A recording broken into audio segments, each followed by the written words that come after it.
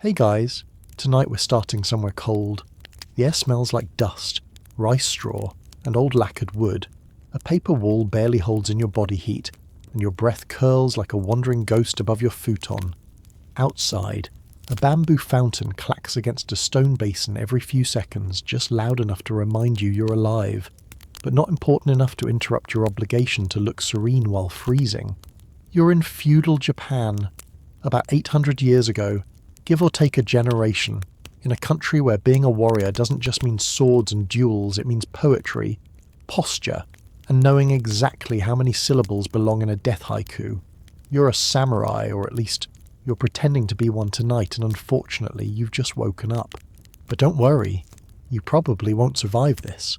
So, before you get comfortable, take a moment to like the video and subscribe, but only if you genuinely enjoy what I do here. And let me know in the comments, where are you watching from? And what time is it there? Now dim the lights, maybe turn on a fan for that soft background hum, and let's ease into tonight's journey together. You wake up on a straw mat. It's too thin, and your hip hurts. The wooden floor underneath is unforgiving, the kind of floor that doesn't creak because it's too disciplined to whine. You reach for the robe you folded perfectly last night, because if you didn't, someone would definitely notice. Not because they care about neatness, but because everything in your life is a test, and this one starts before sunrise. There's a draft, and your foot hits the edge of the futon frame just enough to curse. But since this is a samurai household, even your curses have to be metaphorical. Something about fox spirits and poorly balanced karma. The shoji screen slides open with a polite hiss. It's your attendant.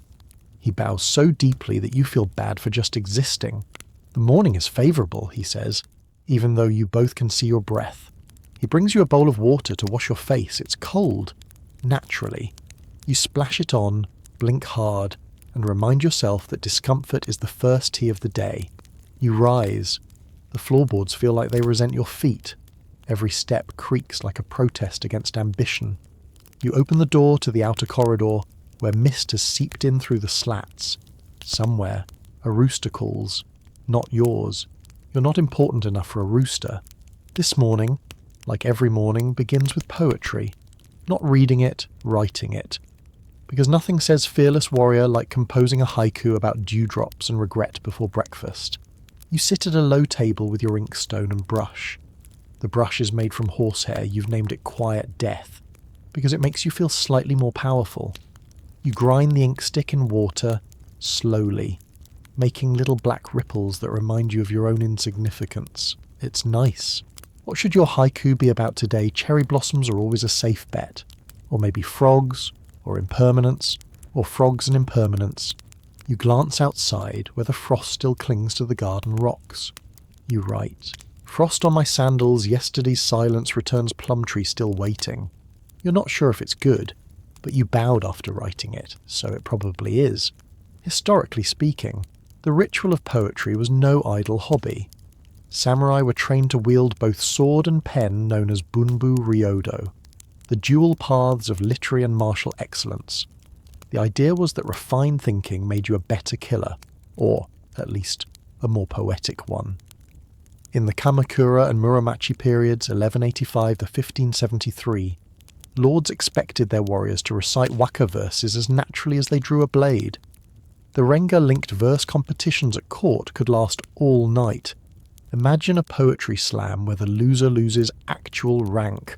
One obscure but delicious detail, some samurai were ranked not by battle honours, but by how well they wrote poems on command during moon viewing parties.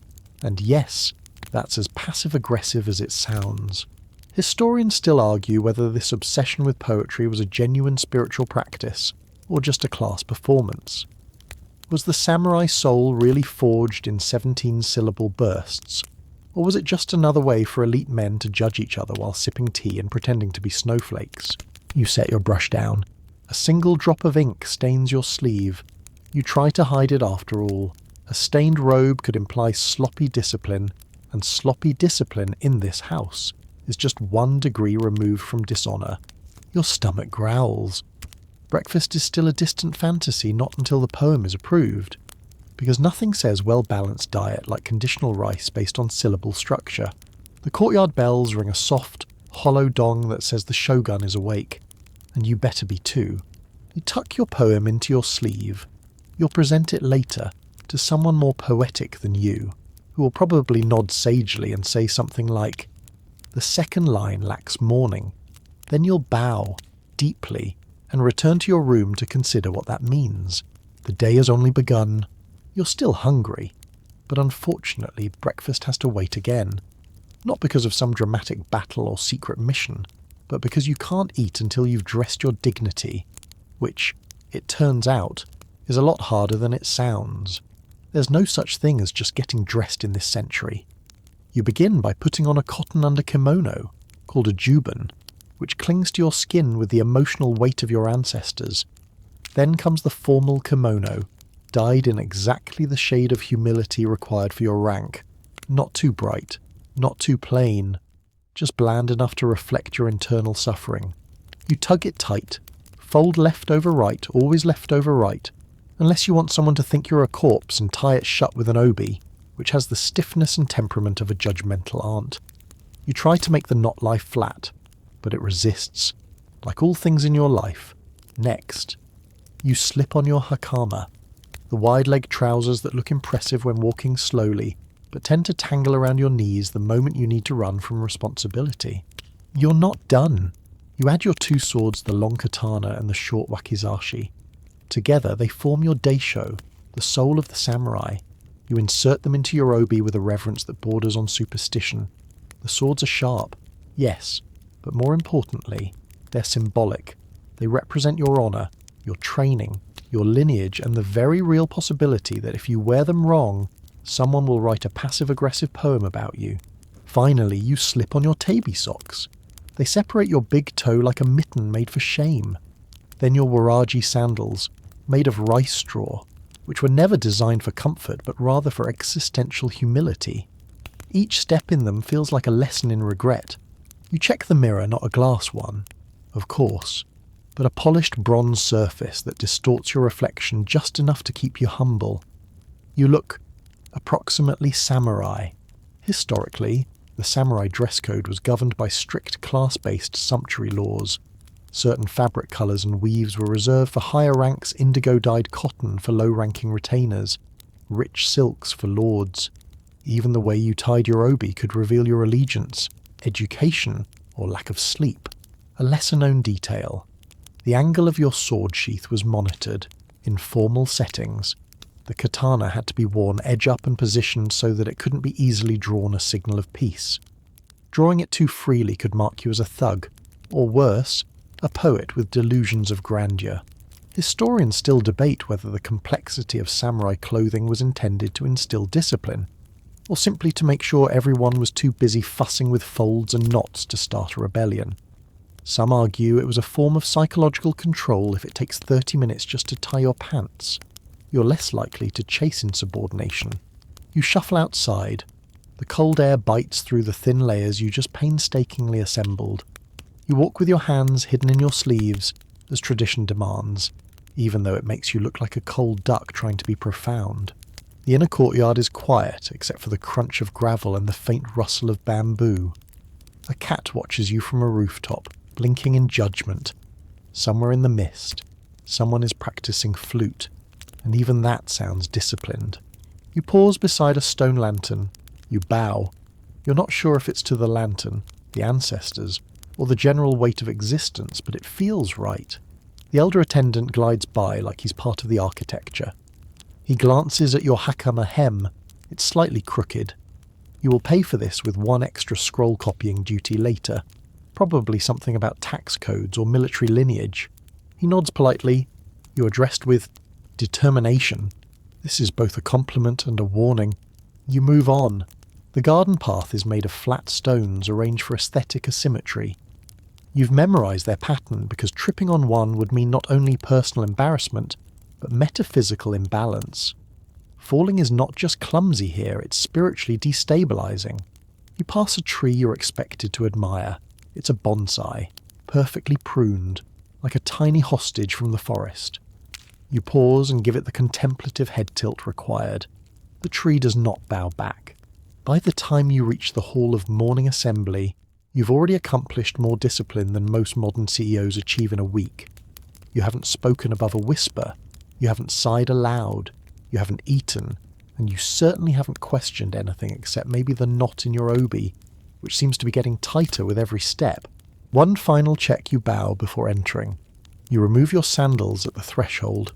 You slide the door open with 2 fingers and exactly the right amount of inner suffering. Inside, a line of other samurai is already kneeling on the floor. No one is talking, no one is breathing wrong. Everyone's knees are slowly going numb. You take your place and wait. Because before anyone eats, before anyone trains, before even the sword polishing begins, you all must present your poetry. It is 6:12 AM. Welcome to the warrior class. You sit perfectly still, even though your legs are already threatening mutiny. The polished wooden floor beneath your knees is about as forgiving as your poetry instructor, who now enters the room holding a scroll as if it contains either salvation or punishment. Probably both. No one dares speak. The only sound is the distant clack of the bamboo water spout and the occasional creak of a house that's been judging people for centuries. The instructor nods slightly. This is not approval. This is samurai for begin your emotional vulnerability ritual and make it subtle. One by one, the other samurai rise and recite their haiku. Each poem is delivered in a tone so serene it might actually be sleepwalking. Most of them are about moss, snow, loss, or a bird that reminds them of their dead father. Occasionally, one uses the word emptiness twice and gets a deeper bow of respect. You wait your turn, clutching your verse with the confidence of a pigeon delivering a wedding invitation. Finally, you rise. You clear your throat. The silence in the room is so dense it bends gravity. You recite, "One plum tree still waits my armour heavy with spring and no rice in sight." You bow, deeply. A pause. The instructor raises an eyebrow. The hunger metaphor. He murmurs, "Unexpected." It's unclear whether that's good or bad, but your legs are trembling so hard that your interpretation of tone is unreliable. He writes something on the scroll. It could be praise. It could be your name on the duty roster. Either way, you sit back down and resume pretending your knees don't exist. The poetry session ends. No applause, just the soft shuffle of robes and the mutual understanding that silence is the highest compliment. That, and not being demoted to stable cleaning duty.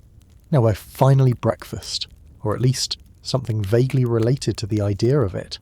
You're escorted to the mess area, which is more room where people sit very still with bowls than any Western idea of dining.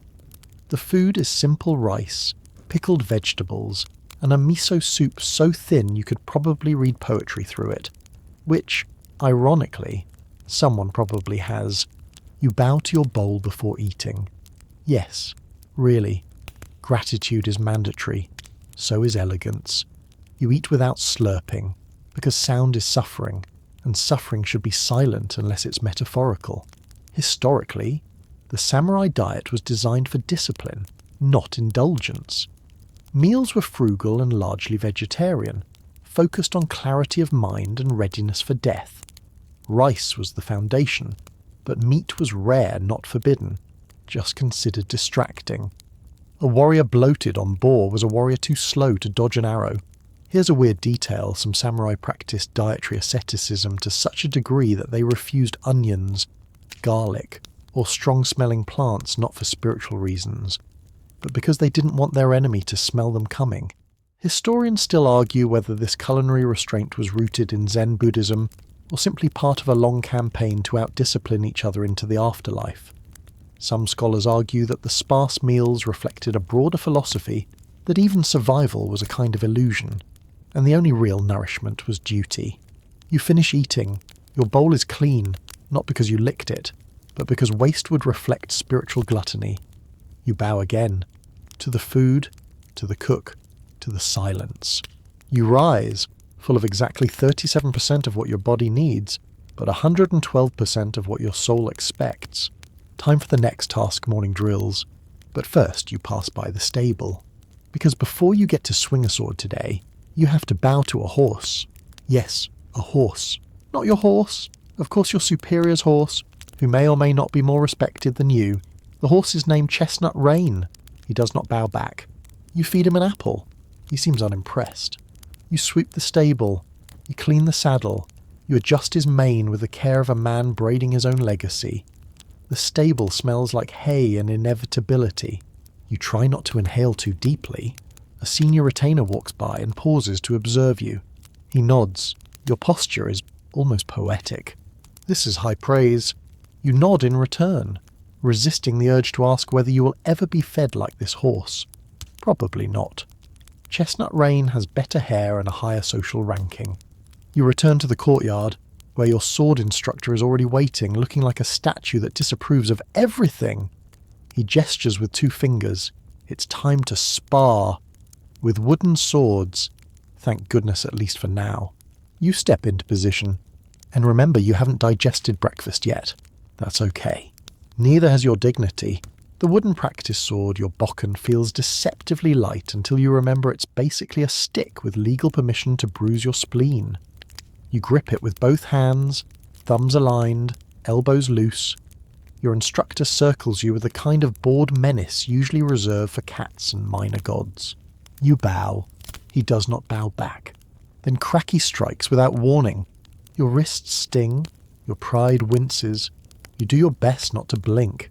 Blinking is defeat. You try to return the blow with grace, but instead you look like someone trying to politely swat a ghost.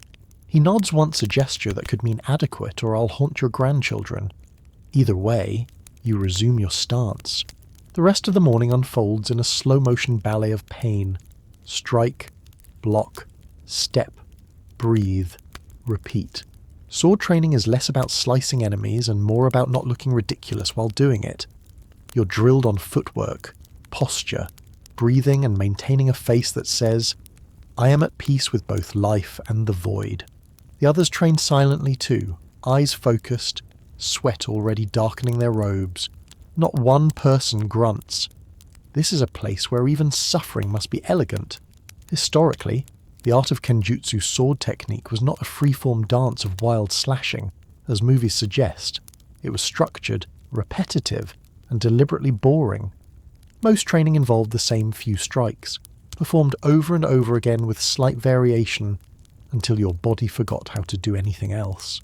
One obscure but delightful detail: some dojos required students to train with blindfolds not to enhance intuition, but to teach them how to listen for dishonor. Yes, really. Historians still debate whether these rituals truly prepared samurai for battle, or simply served as discipline theatre, a performative display of martial mindfulness that had more in common with choreography than combat. After all, most samurai never actually fought in wars. They served as bureaucrats, estate managers, or glorified security guards for people too delicate to sweat in public. Back in the courtyard, you take a brief break. Not a real one, just enough time to wipe your brow in a way that suggests inner harmony, not fatigue. You glance toward the edge of the training ground, where the old weapons master sits beneath a pine tree, drinking tea from a cracked ceramic cup. He's retired, technically, but he still watches every morning drill with the intensity of a man who once broke his toe to correct someone's bowing angle. You once asked him for advice. He said, do not chase victory, chase rhythm, victory is optional, which either means be fluid like water or accept losing with style. You're still unsure. Your instructor claps his hands. It's time for formed solo movements, imagined opponents. You perform a kata called Heavenly Wind Shifts the Blade. It's mostly slow steps and precise wrist angles. Your favourite part is the ending, because you get to stop. As you move through the form, you catch a glimpse of your reflection in a lacquered panel. You look convincing, not masterful, not fierce, but you look like someone who could write a decent poem and kill a mosquito with flair. That's something. After drills, you bow, deeply. You bow to your partner, to your instructor, to the swords, to the idea of the sword, possibly even to the gravel.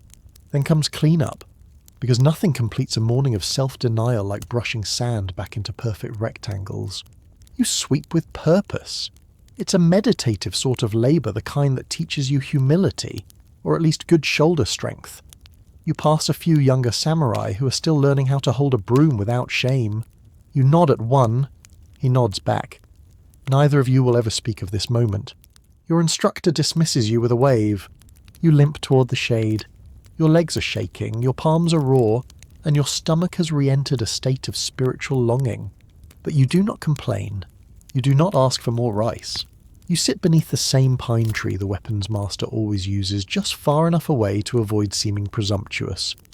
You take out your brush, your ink, and your tiny square of paper, because it's only mid-morning, and it's already time to write another poem. The sun isn't even overhead yet, and you're already on your second mandatory soul extraction of the day, otherwise known as poetry. You unroll your calligraphy kit with the same reverence some people reserve for sword hilts or lovers' letters. The inkstone is still cold. The brush, still damp from your morning verse, curls slightly at the tip like it remembers what you wrote and wasn't impressed. You kneel beside the pine tree and begin to grind the ink. Circles, slow ones, a rhythm like rain falling in reverse. You try to find inspiration, but all you really feel is the ache in your shoulders and the distinct hum of a blister forming in your right heel. Still, you must write, even if your soul is currently a bowl of overcooked rice dry, unseasoned, and vaguely regretful. You whisper the syllables aloud under your breath as you count them. 5, 7, 5. Your mind drifts to the stable, to Chestnut Rain and his superior grooming. You almost write a haiku about being upstaged by a horse, but worry it might be considered disrespectful to the celestial order. Instead, you try this. Between wooden strikes, silence drips from my left hand, ink heavier now. You sit with it. You breathe. You're not sure if it's good, but your brush looks slightly less judgmental. That's a win. This isn't just busy work, this is training. Historically, samurai used calligraphy and poetry to hone concentration, self-discipline, and clarity of thought, the idea being that a man who can control the flow of ink can control the flow of battle. Samurai lords would often host poetry contests among their retainers not to relax, but to sort out whose soul looked prettiest under pressure. And here's a strange little detail: some samurai were buried with their poems rather than swords. In fact, during the Edo period, it was common for warriors to compose a final verse a jisei days or even weeks before death, as if death might be more polite if greeted with seasonal metaphors. Historians still debate whether this obsession with poetry was a heartfelt tradition, or a performative flex, a way of proving you could both kill and cry at cherry blossoms. Some argue the practice served to soften the brutal edges of a warrior's life. Others claim it was just another form of ritual armor, elegant, restrained, and emotionally bulletproof. You bow to your poem, because of course you do. Everything must be bowed to, even your own mediocrity. Then you rise. It's time for your midday assignment. You are to assist in scroll copying, a sacred tradition for samurai who aren't important enough to ride into battle. Or perhaps as penance for that crooked hem your superior noticed earlier. Probably both. You arrive at the transcription room. It smells like ink, old paper, and the subtle, decaying pride of bureaucrats. You kneel at a low desk. A thick scroll waits for you. It's about agricultural taxation. You try to suppress a sigh. You're tasked to copy it exactly, brushstroke for brushstroke, without error, correction, or complaint. It's like calligraphy, but somehow even more joyless. Every kanji character you form is a prayer to the gods of accuracy and silence. You dip your brush in ink. The first stroke is strong. The second wavers. By the fifth, you've lost all feeling in your toes. You push on. Half an hour in, you start to hallucinate a rice ball floating beside you, whispering, "Eat me. Live free." You ignore it. Hunger is a distraction, and distractions are dishonor. You try to spice things up by forming the kanji for barley with a little flourish. Immediately, a retainer notices and gently clears his throat in your direction. You erase the flourish. You continue. An hour passes, maybe 2. Time is folded in on itself and now exists only in brush strokes. Eventually, the instructor dismisses you with a bow so subtle it might have been a blink.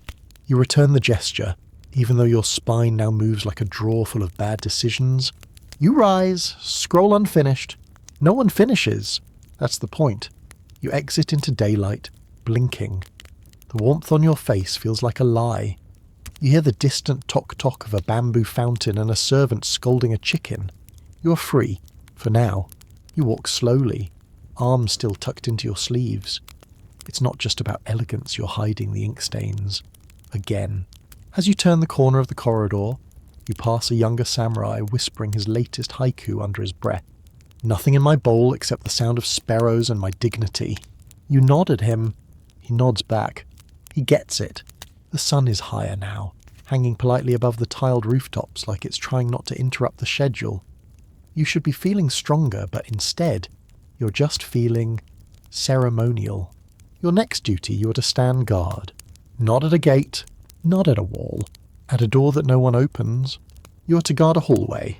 Specifically, a hallway that leads to a meditation room reserved for the shogun's cousin's poetry teacher's tea apprentice, which is to say, no one.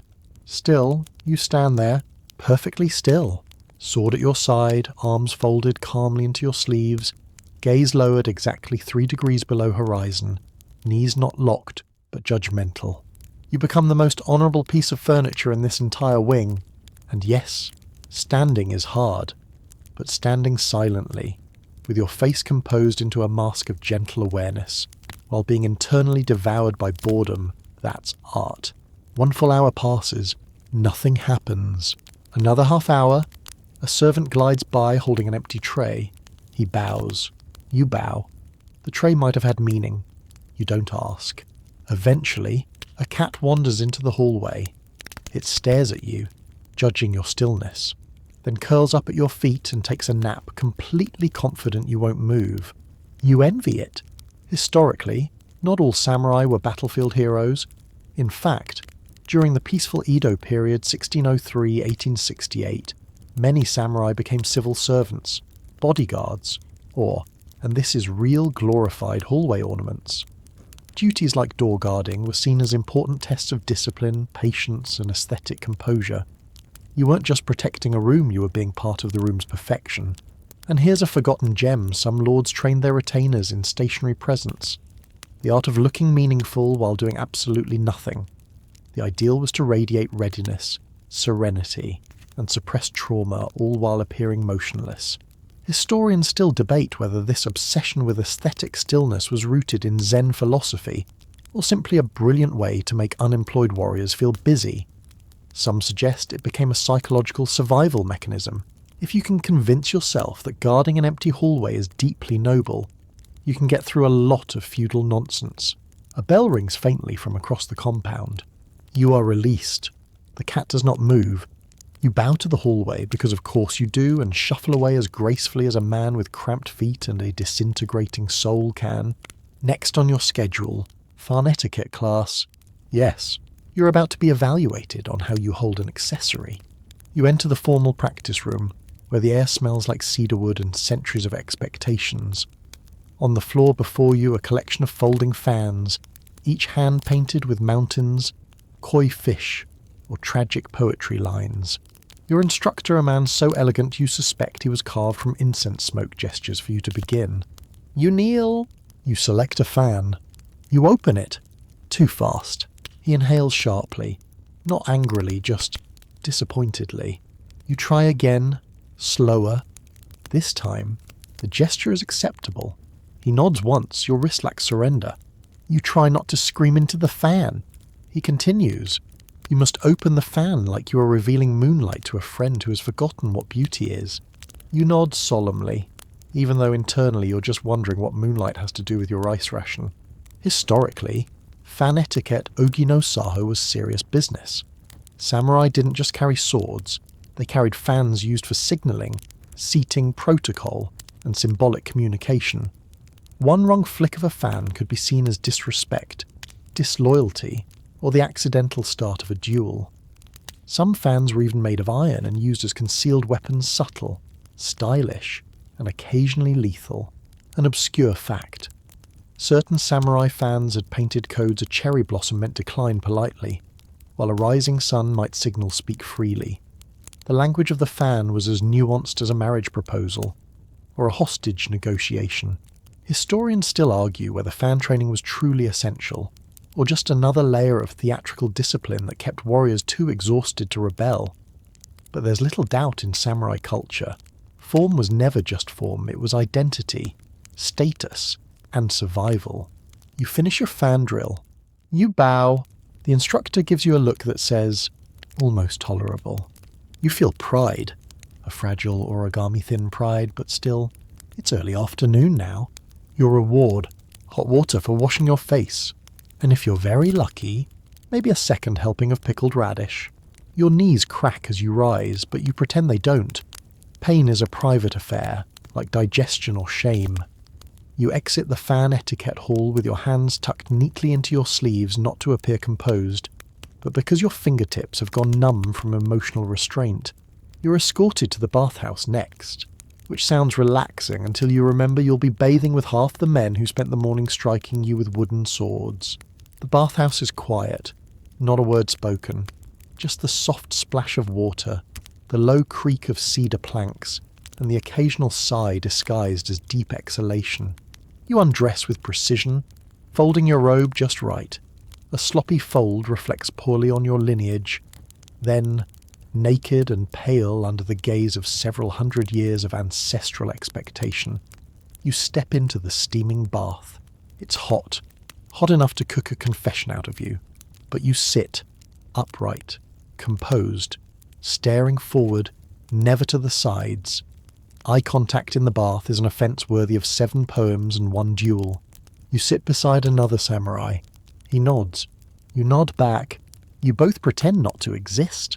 Historically, bathing was a deeply ritualized act in samurai life, not just for hygiene, but for purification. Before battles, before poetry contests, before meeting someone's grandmother, one had to bathe. It was a reset, a shedding of worldly contamination. And it was done together because nothing builds trust like 2 men trying not to notice each other's scars while soaking in slightly too hot water. Here's a lesser-known fact: samurai were often ranked by how they bathed. Not how clean they became, but how calm they remained. A warrior who flinched at hot water was assumed to flinch in war. One who sat too long in the bath might be mocked as overly sentimental. There was even a rumoured scroll titled The Silent Waters, an unofficial manual on how to bathe with honour. Historians still argue whether communal bathing among warriors truly fostered camaraderie, or if it was just another forced intimacy in a life built around elegant surveillance. Some scholars propose that the bathhouse was the only place samurai could drop their masks, but even there, the pressure to embody stoic beauty never quite evaporated. You lean back slightly. The wooden walls sweat beside you. The steam rises in slow spirals. Somewhere, water drips rhythmically from a ladle to a bucket. It's almost hypnotic, like time is melting in the heat, sliding away from you 1 drop at a time. Then a voice breaks the silence. Death poem practice, 20 minutes. You sigh internally. You rise, slowly, nobly, like a towel-wrapped metaphor. Back in your quarters, your robe clings damply to your skin. You sit cross-legged before a fresh sheet of washi paper. A candle flickers beside you. The flame seems to whisper. You could have been a fisherman. The assignment: compose a hypothetical, just say a death poem. Just in case. You're not dying. At least, not immediately. But you're expected to imagine it, to wrap your passing in 575 syllables and pretend you're at peace with the cosmic joke. You stare at the blank page. You write, "If I must vanish, let it be like snow on ink, no smudge." Just silence. You stare at it for a while, then bow to it. You don't know if it's good, but it feels honest, and that's dangerous. You hear footsteps. A superior appears. He glances at your poem, says nothing, bows, leaves. That's either approval or a quiet promise to monitor your future closely. You exhale. Your fingers are stained with ink again. You consider licking them, then remember that's undignified. You rub them against your robe instead. The stain spreads, a soft black blossom blooming on your sleeve like a secret. You rise. Still no dinner, still no permission to sleep. But there is one more thing. Bow practice. You shuffle into the bowing hall with the gait of someone whose knees recently betrayed them, and whose sense of purpose has been whittled down to an angle. It's a long, rectangular room with polished wood floors that reflect your footsteps like a quiet accusation. At the far end stands a lone instructor in blue-grey robes, serene as a tombstone. He doesn't greet you. You bow. He nods slightly, the ancient code for we're going to suffer together now. You kneel on the cold floor. Again. Your joints make a sound that's either cartilage or quiet rebellion. And then you begin the drills. There are dozens of bows. You thought there was just one. Oh no. There's the shallow bow of distant politeness. The deep bow of apology. The side bow of humility when approaching someone way more important than you. The silent bow of restrained emotion. The half-standing war bow. The ritual T-bow. And most feared of all, the bow with the sword still at your hip. That one's a spinal nightmare. The instructor calls out positions. You bow. He adjusts your angle by precisely one thumb's width. You bow again. Still wrong. You bow again. This time, your hands land half a finger too far apart on the floor. He says nothing, just exhales. Loudly. The samurai version of wow. You begin to sweat. Not from exertion, but from the slow horror of knowing your eyebrows might be involved in etiquette, and you were never trained for that.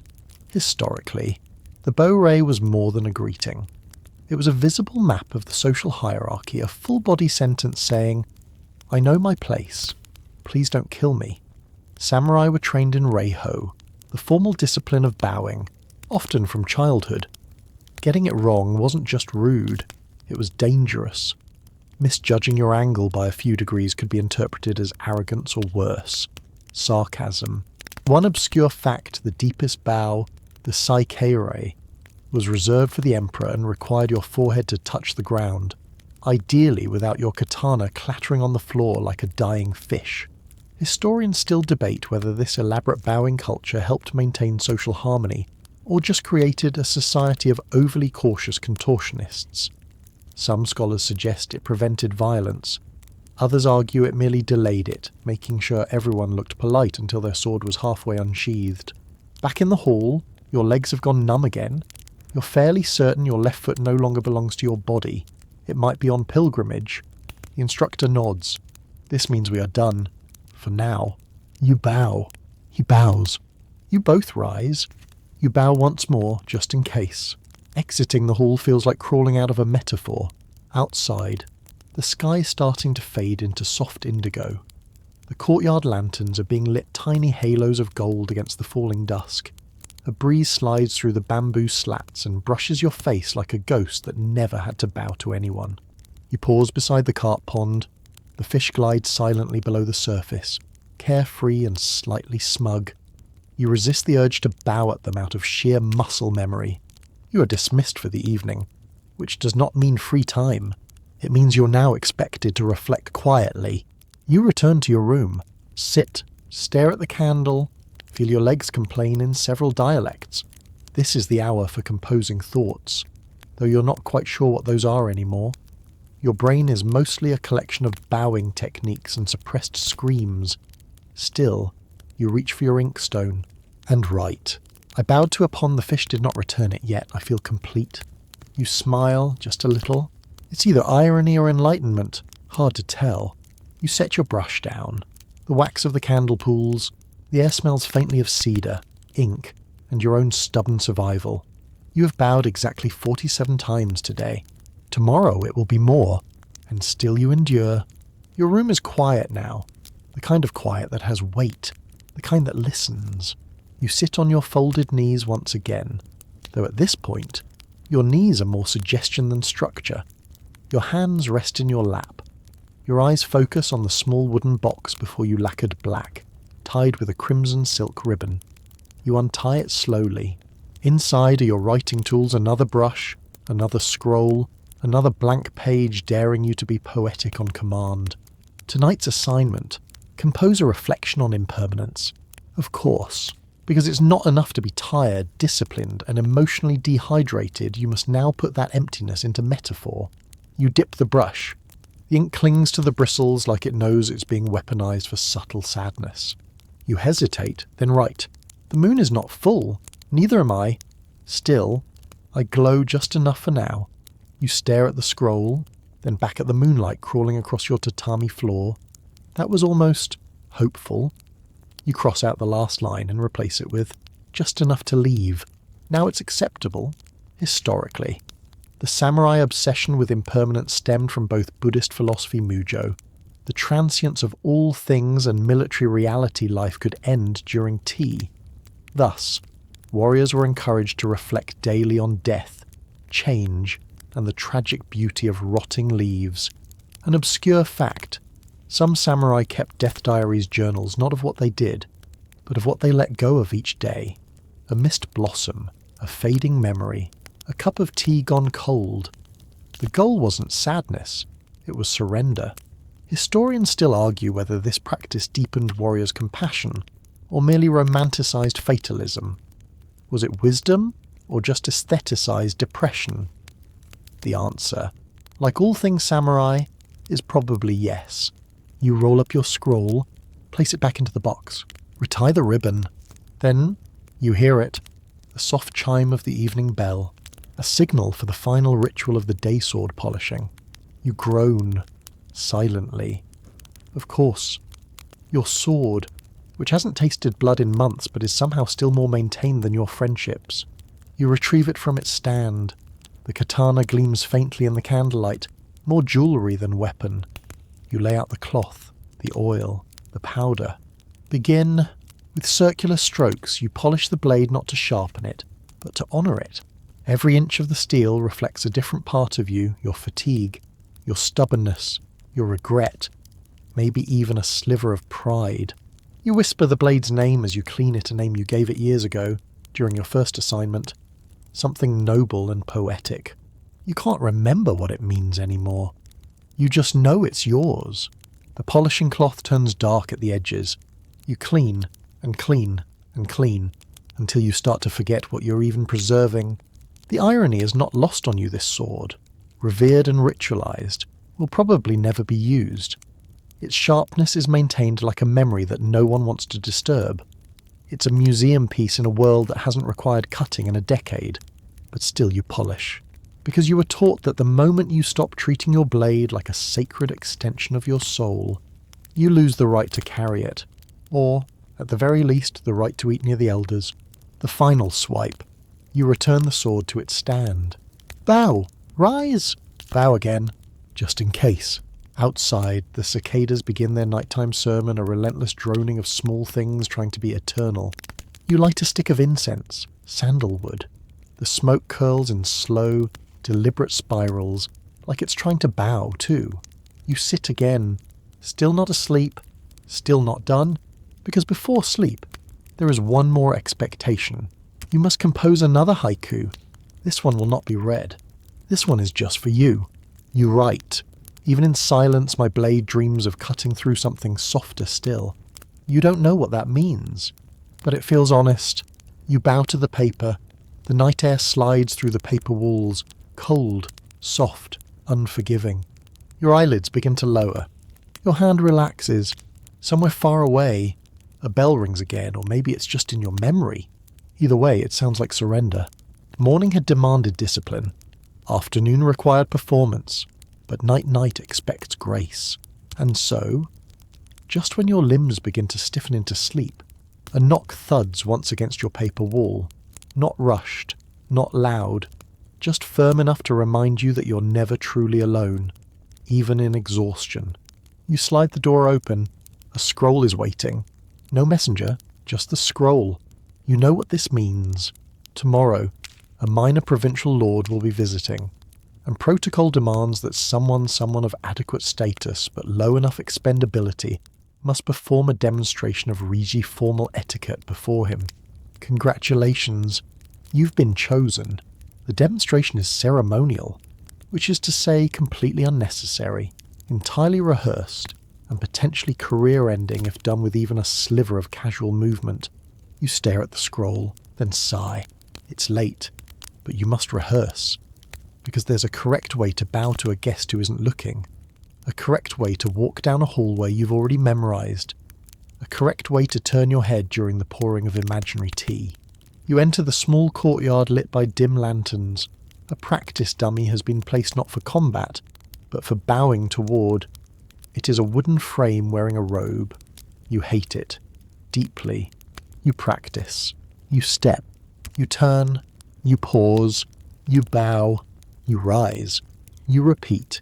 Historically, formal demonstrations of etiquette were key to internal samurai politics, especially during peace times when battle was rare and showing off through courtesy became the main form of posturing. Entire rankings could be influenced by how well you served tea, held a fan, or stepped over a threshold.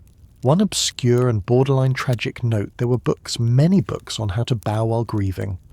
Because if your lord died, you were expected to demonstrate mourning with posture. Historians still argue whether these gestures were tools of manipulation or genuine expressions of philosophical embodiment. Some say the whole thing was an exercise in control the warrior turned into sculpture, the soul channeled through ritual. Others insist it was a form of meditative surrender, where your body spoke so your ego didn't have to. You turn again. This time, you step on the corner of your robe. You don't fall, but the stumble echoes. A voice from the shadows again. It's your senior. You didn't hear him arrive. He sits beneath a lantern drinking from a lacquered cup.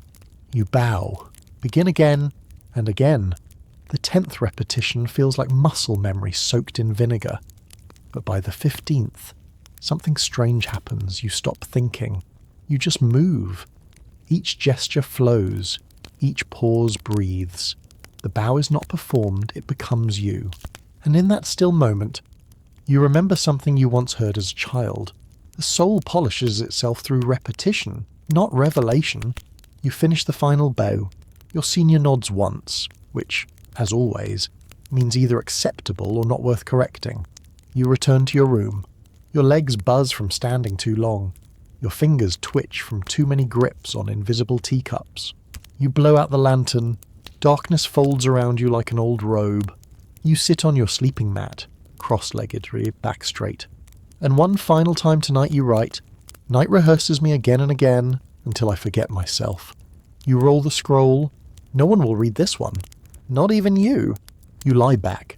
The stars outside are invisible behind the paper walls, but you can feel them somehow, watching, indifferent, old like everything else. You wake before the rooster, not because you want to, but because your body has finally submitted to the clock of duty. It no longer asks why, it simply obeys. You sit up slowly. The mat beneath you is still unforgiving, and your shoulders ache with the vague memory of bows performed in dreams. Outside, mist drapes itself over the courtyard like a tired ghost. You slide the door open, careful not to make a sound. Even your breathing seems too loud for this hour. There's no one outside yet. Just the sound of bamboo dripping and the quiet shuffle of a servant lighting the first lanterns. Today is the demonstration. You were told to be ready by sunrise, which means you must look flawless by the time the sun merely considers rising. You wash with cold water, as always. You feel every splash like a slap from history. You dress with care. Your robe is fresh, folded exactly 5 times. Your hakama is crisp, creased at precisely the right angles. Your katana gleams polished again last night until your fingers ached like the poetry of defeat. You look into the bronze mirror. You see a samurai, or at least the silhouette of one. You step into the hallway. The wooden floor is silent under your bare feet. As you walk, other doors begin to slide open, and more silhouettes join you in the corridor. Not a word spoken, just nods, just ritual. Together, you move like ghosts toward the main hall. The demonstration begins with seating. You kneel. Your legs already feel the betrayal. The guest has not yet arrived, but your bow must anticipate his presence, a bow to absence, a bow to expectation, a bow to power that has not yet materialized. Then it happens. The screen slides open. He enters. He's wearing silks heavier than dignity, and a scent that costs more than most inheritances. He does not look at you. Perfect. You begin the ritual. You pour the tea with both hands. You offer the cup. Eyes lowered, wrist tilted, thumb hidden. He sips. He nods. You bow again. It continues for several minutes, formal greetings, gestures of mutual respect, symbolic offerings. Each movement choreographed, rehearsed, suffocating, but also beautiful, because there is something undeniably holy in the uselessness of it. You are not entertaining. You are not defending. You are not even speaking. You are honouring a system, a ghost, a performance so old that even the dust on the beams above you seems to know the steps. Historically, such ceremonies were the glue of feudal order. A samurai's value was often judged less by action and more by composure. After all, battle could be rare, but presence was constant. Etiquette, posture, ritual. These were the ways a samurai proved he belonged. One obscure detail, there were manuals written about how to pause while walking to avoid stepping on emotional tension. Yes, there was a correct way to hesitate. Historians still debate whether these rituals were truly expressions of inner serenity, or simply well-tailored anxiety. Some claim they fostered humility. Others argue they created a caste of highly poetic doormats. The ceremony ends. The guest rises.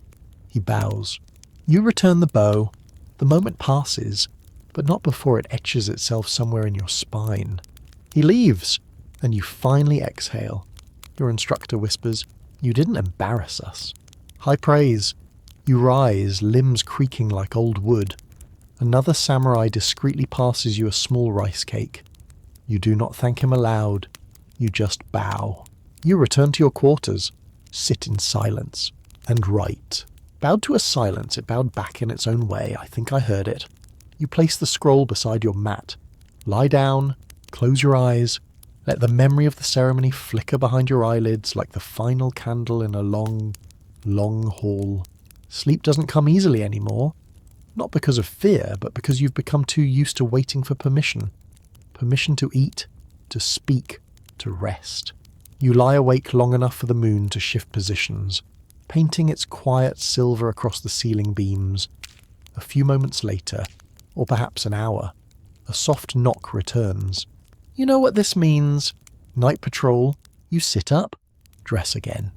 This time, you wear your plain robe, no formal creases, just something you can move in, quietly, invisibly.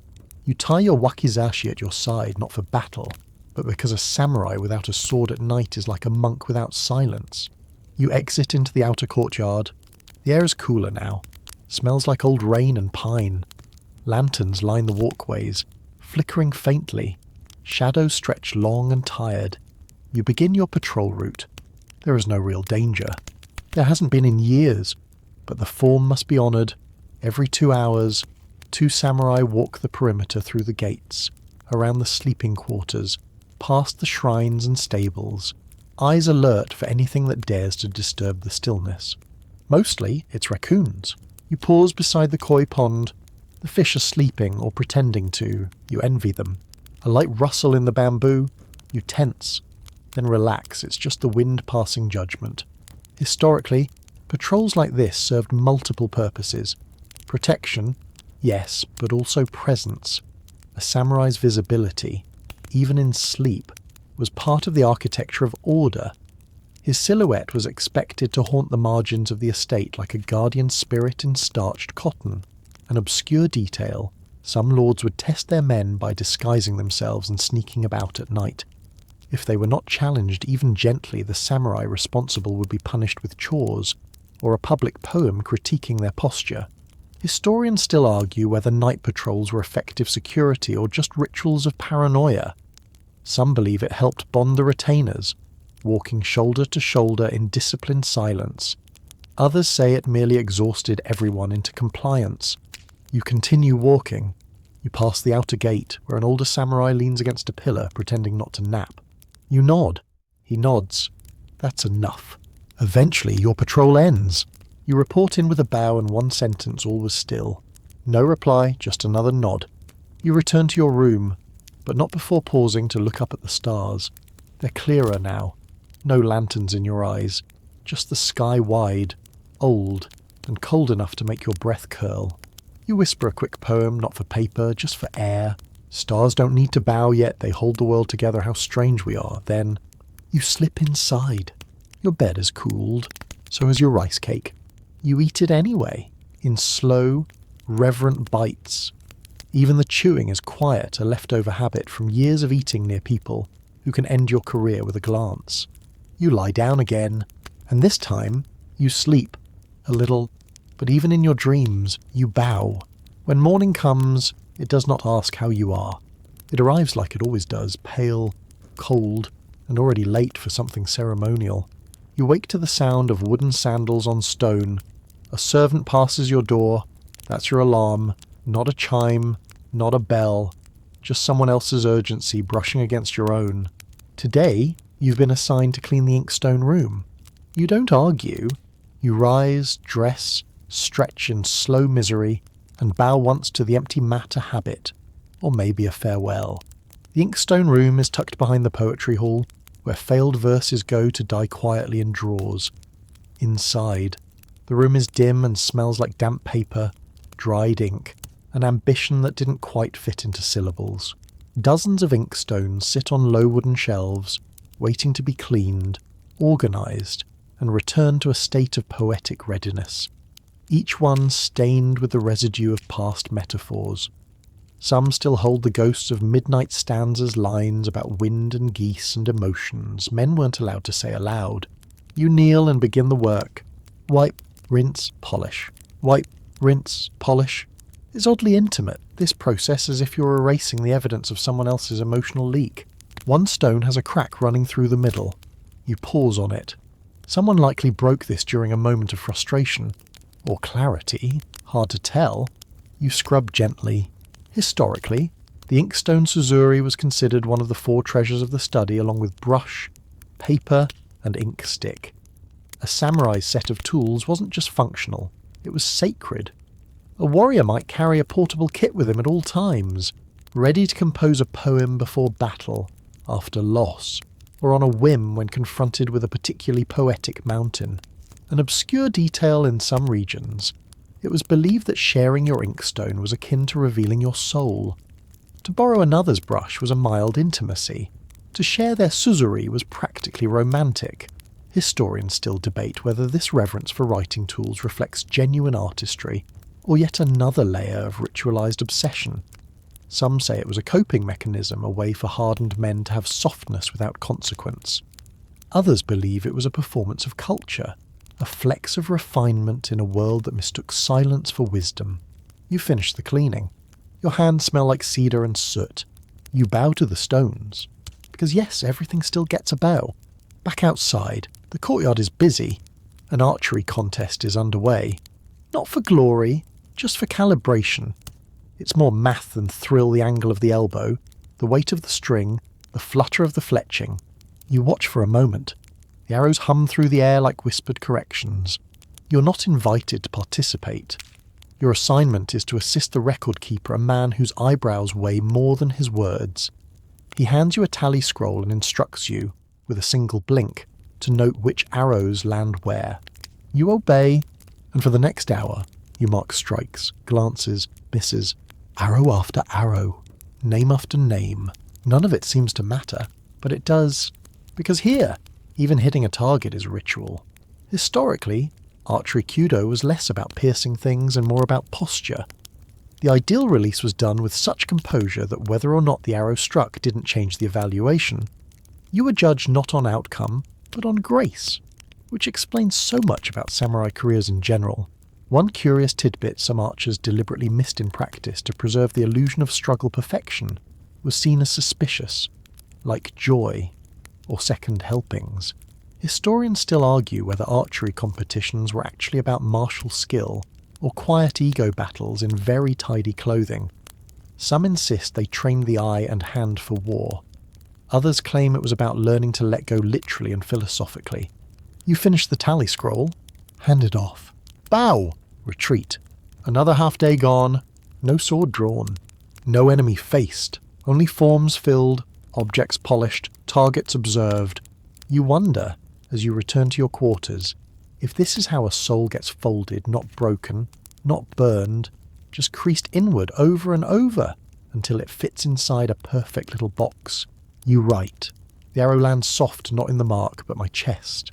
It bows, then vanishes. You put the brush away and wait for whatever comes next. The afternoon haze settles like a silk curtain across the courtyard. Muffling sound, dulling colour, turning everything into a painted scroll someone left in the sun too long. You're summoned again not for war, not for glory, but for inventory. Today, you will count sandals. You try not to take it personally. In the storage room, hundreds of Waraji straw sandals hang on wooden pegs, each one identical and yet mysteriously full of attitude. Some are frayed, some are new. All smell like rope, sweat, and disappointment. You begin counting, silently, methodically. 1, 2, 3. A mouse darts from under a pile and looks at you like you're the intruder. You bow to it out of sheer reflex. It does not bow back. You continue.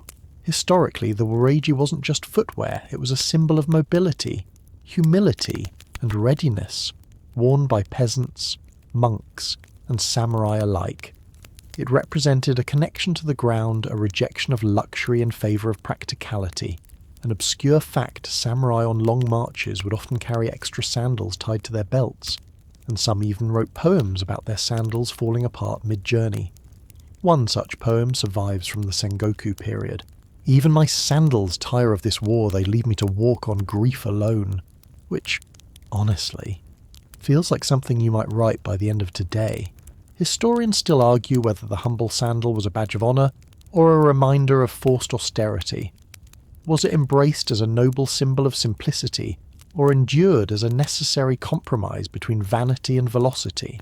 You finish the count, report the numbers, receive no praise, just a nod, and a broom, because now it's time to sweep the temple walkway. You do so with the gentle, grudging rhythm of a man who has bowed more times than he has breathed deeply today. The broom bristles catch on the stones. The wind tries to undo your work as you do it. You accept this. A priest walks by and murmurs, "There is peace in persistence." You resist the urge to reply, "There's also leg cramps." Instead, you bow, of course, and continue. By the time the walkway is clean, the sun has dipped behind the pagoda roof. Shadows stretch like tired limbs. The air cools, scented faintly with smoke from the incense house and distant pine. You return to your quarters. You're given an envelope sealed with a tiny smear of red wax. Inside is tomorrow's assignment. Scroll copying, again. You nod. You bow. You place the envelope under your futon like a letter from the universe reminding you that purpose is repetitive. You sit. You breathe. You light a small candle and open your poetry book, a handmade collection of the best and worst things you've ever written while half-starved and fully monitored. You add a new verse. These sandals, I count, have seen more miles than my soul. Still they carry me. You close the book. Outside, a dog barks. Someone laughs too loud, then remembers where they are and silences themselves with a cough. The sky fades from indigo to charcoal. You untie your robe. Lie down. Stretch out your legs like contraband. And for one quiet moment, you wonder what it would be like to live a life that didn't require permission for comfort. But only for a moment, because comfort, like poetry, is best handled delicately and in exactly 17 syllables. Tonight the wind changes. You can feel it in the paper walls, the way they ripple inward like they're breathing with you, or maybe against you. You sit upright on your mat, brushing sleep aside like a duty you haven't earned yet. There's been no summons, no bell, but you rise anyway. Something in the air smells different, less incense, more rain. You listen. The temple grounds are silent except for that wind carrying with it a sense of something slightly off script. You slide open your door and step into the corridor. And there he is, your old mentor, leaning on the railing, gazing at the sky like it insulted his ancestors. You haven't seen him in weeks. Last you heard, he'd been assigned to a border province, a punishment, a test in this life. It's hard to tell the difference. You bow, of course. He does not look at you, just says, "Still counting sandals." You nod, still pretending they matter. Another nod. He turns. His face is older, somehow. Not in years and density. Like time started weighing more on his skin.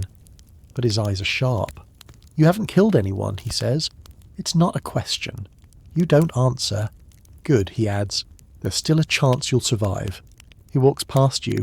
No bow, no parting wisdom. Just footsteps fading like an echo from a previous life. You stand there for a while, listening to the wind, wondering if he meant survive honourably or actually. Then, without knowing why, You head to the training yard. It's empty. Just the wooden post in the centre, the one used for silent sparring or venting what you can't say to a superior. You draw your sword, slowly, quietly. It catches the moonlight for a moment enough to remind you that you are, technically, dangerous. You strike the post, once, then again, then pause. You breathe, resheath, bow, because even imaginary duels deserve formality. Historically, many samurai trained alone at night not for glory but for clarity, to feel the weight of their weapon without the distraction of rank, politics, or expectation. It was said that the best time to know yourself was when no one was watching. One obscure practice some warriors would whisper their own names during these midnight sessions, a way to keep their identity from dissolving into their duty. Historians still argue whether this nocturnal training was practical or poetic self-flagellation. Some say it sharpened the senses. Others say it was an elaborate excuse to scream quietly into the void with style. You return to your room. Sit down, light a fresh candle, take out your brush, and for the final time today you write. I strike at stillness not to break it, but to hear what silence replies. You leave the scroll open, let the ink dry on its own time, then lie down, one hand on your chest, one on the floor, grounding you. Your eyes close, and for once, your dreams are empty not because you lack imagination, but because you've poured it all into obedience. A faint breeze brushes your face. It smells like pine and faintly forgiveness. The candle burns lower. Its glow flickers against the paper walls, casting gentle shadows that don't ask anything of you. Outside, the wind slows. The bamboo stops arguing with itself. You shift beneath your blanket, the cotton softened by repetition. You've worn these fibres into memory. Every thread has bowed with you. The sword rests on its stand, polished, silent, satisfied with your discipline. The inkstone is clean, the poem is written, and your body, aching in all the predictable ways, has nothing left to prove. So breathe. Let your chest rise gently, then fall. The room cools. Your heartbeat slows. And every ritual, every step, every bow, every verse begins to melt into sleep. You are no longer a warrior. You are no longer waiting. You are a candle burning low in a very old temple. And even the gods have turned in for the night. Let the dream come slowly, like snow over rooftops, like brushstrokes on parchment, like sandals on stone in the dark. And if your thoughts return, just bow to them too. Then let them go. You've earned your silence. You've earned your stillness. Sleep now,